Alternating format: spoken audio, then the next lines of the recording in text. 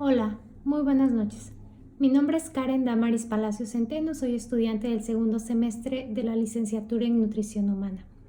En esta ocasión explicaré de manera breve, a través de una maqueta celular, la estructura de manera específica de la membrana celular a través de una célula animal. A grandes rasgos les enseñaré mi maqueta de una célula, que es la que encontramos de este lado. Como bien sabemos,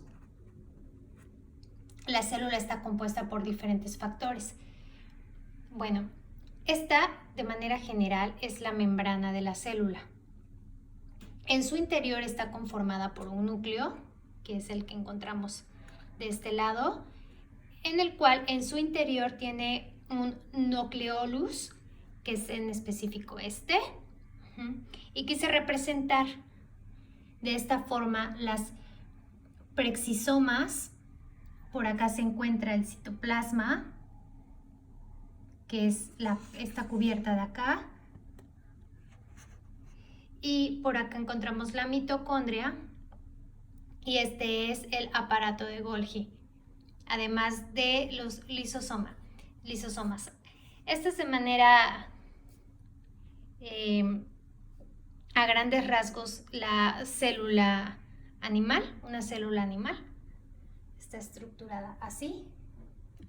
Y vamos a hablar en lo particular de la membrana celular, que es la parte que cubre a la célula animal. Ahora bien, quise basarme en el modelo de mosaico fluido, que es el más antiguo y el más usado para representar una célula, una membrana a través de la membrana celular, y es en específico esta. Quise representarla así. Entonces voy a explicar un poco. Se habla del modelo mosaico fluido, que es aceptado actualmente para la estructura de la membrana plasmática, llamado modelo de mosaico fluido, que es este.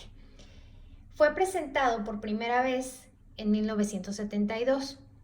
Este modelo ha evolucionado con el tiempo, pero todavía proporciona una buena descripción básica de la estructura y el comportamiento de las membranas en muchas células. De acuerdo con el modelo del mosaico fluido, la membrana plasmática es un mosaico de componentes principalmente por fosfolípidos, colesterol y proteínas. Por aquí encontramos los fosfolípidos, que están representados de esta forma, el colesterol, que es el que encontramos aquí, que es este, y las proteínas, que se conforman por las proteínas periféricas y la proteína canal o integral, también llamadas así. En otras palabras, el esquema de la membrana, como el que se muestra en esta maqueta, es solo una instantánea del proceso dinámico en el que los fosfolípidos y las proteínas están en continuo movimiento entre ellos.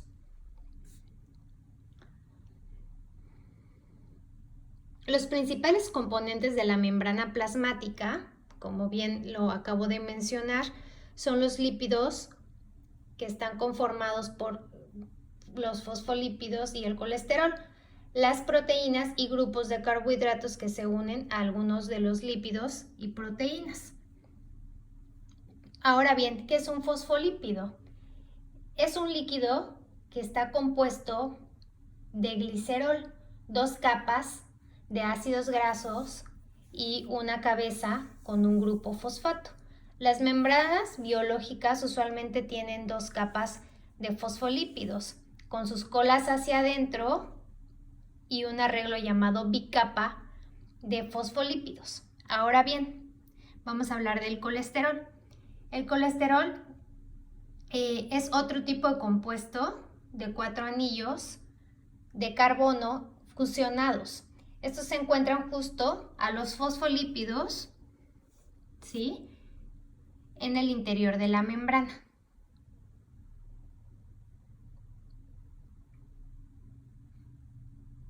Las proteínas, en su caso de la membrana, pueden extenderse parcialmente dentro de la membrana plasmática, que atraviesa por completo, o pueden también estar unidas en su cara interna o externa. Los grupos de carbohidratos están presentes solo en la superficie externa de la membrana plasmática y también están unidos a proteínas que son formados por glicoproteínas o lípidos formados por glipolipidos, que son estos de acá.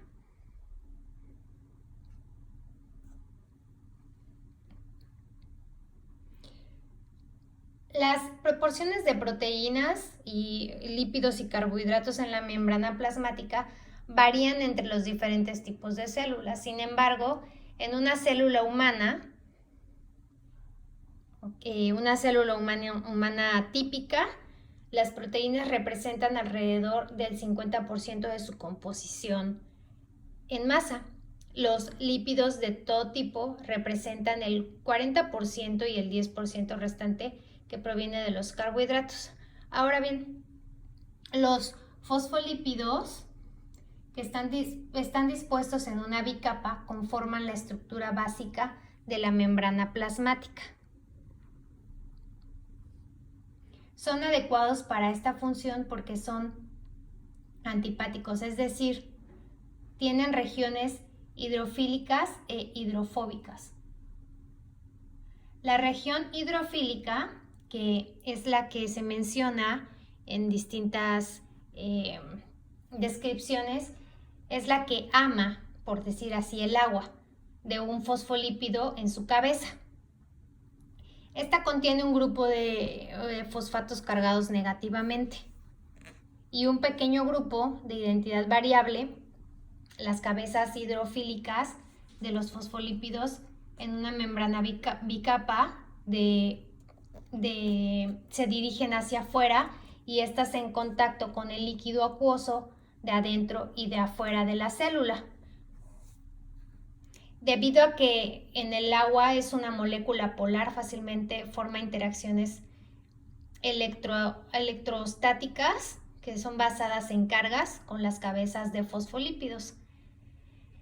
Bueno, en la parte hidrofóbica o que odia el agua, la parte de abajo de un fosfolípido consta de sus largas colas de ácidos grasos no polares.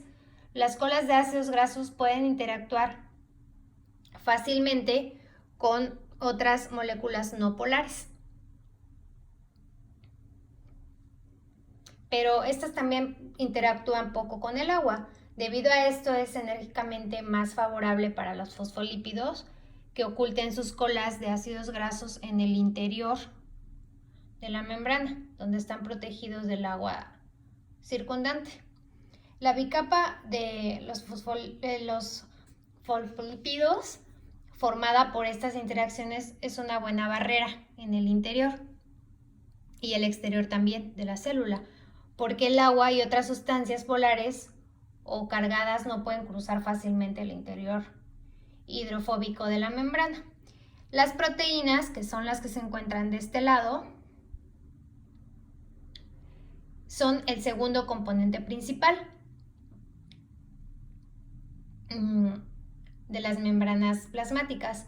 Existen dos categorías importantes de proteínas y de membranas. Estas son las integrales y las periféricas. Esta es la integral y esta la periférica. Las proteínas que se extienden por toda la membrana, alrededor de toda la membrana, se llaman proteínas transmembrana. Las proteínas periféricas de membrana se encuentran en la superficie exterior.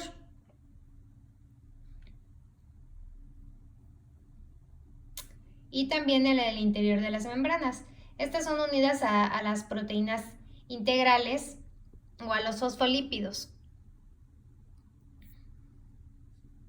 A diferencia de las proteínas integrales de membrana, las proteínas periféricas no se extienden hacia el interior hidrofóbico de la membrana y su unión es menos estrecha. Ahora, los carbohidratos se van a encontrar en esta parte abajo, son el tercer componente principal de las membranas plasmáticas. En general, se encuentran en la superficie exterior de las células y están unidos a proteínas, formando glicoproteínas, o a lípidos formando glicolípidos. Estas cadenas de carbohidratos pueden tener de 2 a 60 unidades de monosacáridos y pueden ser rectas o ramificadas. En conjunto, las proteínas de membrana, estos carbohidratos forman marcadores celulares distintivos.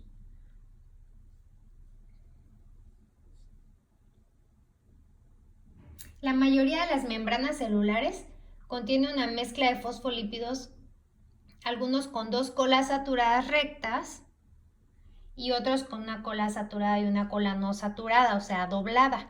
Muchos organismos, por ejemplo los peces, pueden adaptarse fisiológicamente a ambientes fríos cambiando la proporción de ácidos grasos insaturados en sus membranas. De esta forma quise explicar mi célula animal, descomponiéndola en la estructura de la membrana celular para poder explicar la estructura de esta. En un principio había trabajado la célula animal, pero me di cuenta que había que explicar de manera específica la membrana celular. Entonces fue la representación que quise hacer. Espero sea de su agrado. Muchas gracias.